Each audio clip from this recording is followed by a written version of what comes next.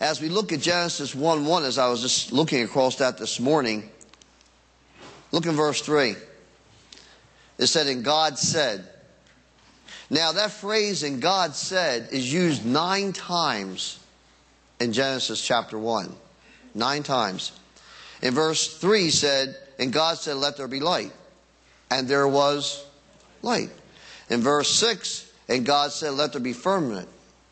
In verse 9, the Bible says, and God said, let the waters under the heaven be gathered together unto one place. In verse 11, it says, and God said, let the earth bring forth grass. And then in verse 14, the Bible says, and God said, let there be lights in the firmament.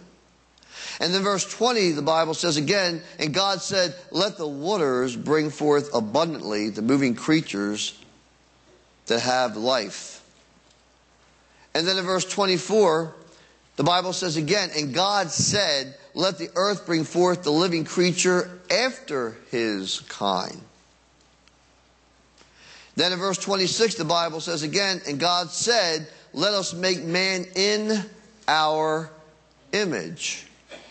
And then in verse 29, the Bible says again in this chapter, for the last time, and God said, behold, I have given you every herb bearing seed. Now, just in Genesis chapter 1, we see, and God said.